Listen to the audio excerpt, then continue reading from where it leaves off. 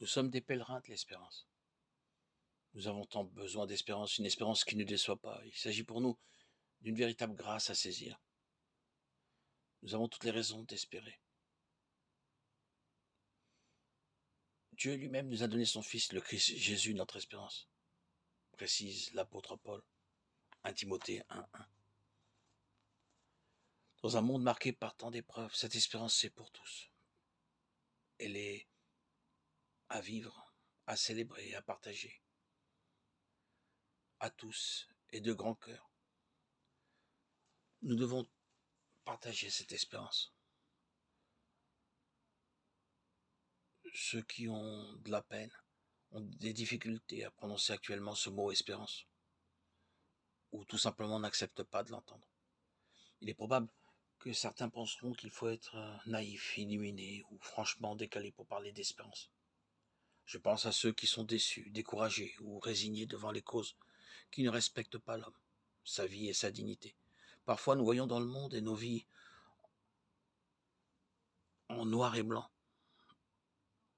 Nous sommes inquiets pour le lendemain. Nous regrettons le passé ou bien nous nous enfermons dans le cercle dangereux d'une vision dépréciative sur nous-mêmes, nos proches, notre société. Rien ne va plus. Une culture du regret et de l'échec nous prend à la gorge.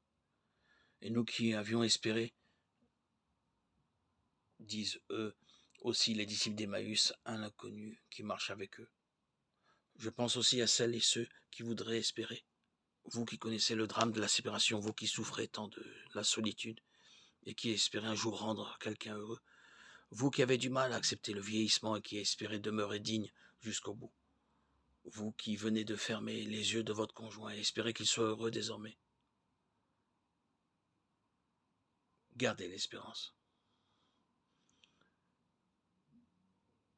Notre raison d'espérer, c'est Dieu lui-même. Il nous a donné son Fils, le Christ Jésus, notre espérance.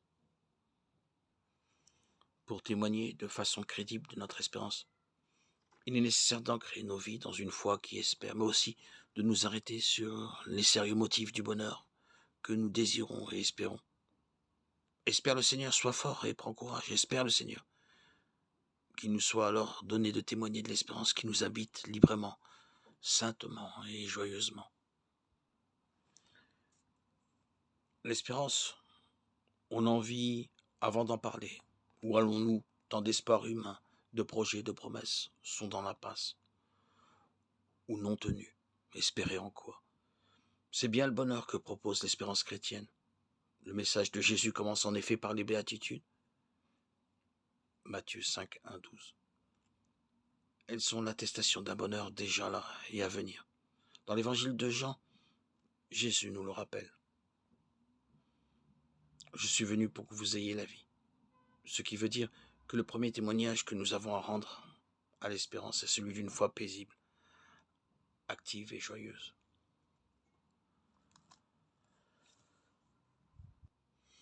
Alors allons au cœur de notre foi. Si les espoirs sont humains, la vie, la mort et la résurrection de Jésus-Christ fondent notre espérance chrétienne. Apparaît comme élément caractéristique des chrétiens le fait qu'ils ont un avenir. Ce n'est pas qu'ils sachent dans les détails ce qui les attend, mais ils savent de manière générale que leur vie ne finit pas dans le néant. L'évangile n'est pas uniquement une communication d'éléments que l'on peut connaître, mais une communication qui produit des faits et qui change la vie. La porte obscure du temps de l'avenir a été ouverte, toute grande. Celui qui a de l'espérance vit différemment, une vie nouvelle lui a été déjà donnée. Puissent nos discernements et choix, nos engagements, nos prières, le jour ou la nuit refléter notre espérance. L'espérance théologale, celle qui vient de Dieu, est solidaire. Il nous revient alors par vocation d'espérer pour d'autres. L'espérance couvre la foi, n'est pas seulement une espérance pour moi. Notre Dieu est Dieu pour tous les hommes. Le Seigneur Jésus est venu pour la multitude. Il s'agit bien d'espérer pour tous selon sa volonté. Il s'agit d'espérer pour le monde qui fait corps avec l'humanité. Rendre compte de l'espérance qui nous habite demeure aussi un véritable défi. Il s'inscrit en tout cas dans l'appel adressé par l'apôtre Pierre. Soyez prêts à tout moment à présenter une défense devant quiconque vous demande de rendre raison de l'espérance qui est en vous. 1 Pierre 3,15. Peut-être me direz-vous qu'il est probablement assez rare qu'on nous en demande des comptes.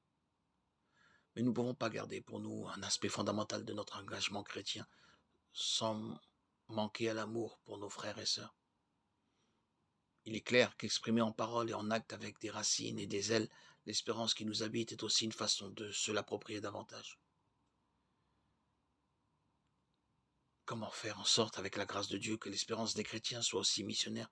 Comment notre espérance va-t-elle aussi se donner de la peine près des personnes vulnérables ou inquiètes, blessées ou tourmentées, à l'écoute de l'Esprit Saint? Ce sont des interrogations auxquelles nous pourrions tenter de répondre lors de nos réflexions pour confirmer, entretenir notre engagement chrétien. Notre espérance est pour tous. Pour témoigner de façon crédible de notre espérance, il est nécessaire d'ancrer nos vies dans une foi qui espère, mais aussi de nous arrêter sur les sérieux motifs du bonheur que nous désirons et espérons. Espère le Seigneur, sois fort et prends courage, espère le Seigneur. Psaume 27. Qu'il nous soit alors donné de témoigner de l'espérance qui nous invite librement, saintement et joyeusement. Tout le monde espère.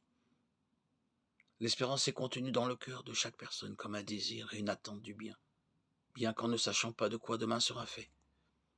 L'imprévisibilité de l'avenir suscite des sentiments parfois contradictoires, de la confiance à la peur, de la sérénité au découragement, de la certitude au doute. Nous rencontrons souvent des personnes découragées qui regardent l'avenir avec scepticisme et pessimisme, comme si rien ne pouvait leur apporter le bonheur. Puisque nous sommes animés par cet esprit qui fait de notre vie des enfants de Dieu, des lumières dans ce monde de ténèbres, que nous puissions ranimer l'espérance dans les cœurs de ceux qui en ont besoin. Soyons donc des pèlerins de l'espérance. À lui soit tout honneur, toute gloire pour les siècles des siècles. Gloire à Dieu au plus haut des cieux et paix sur la terre aux hommes qu'il aime.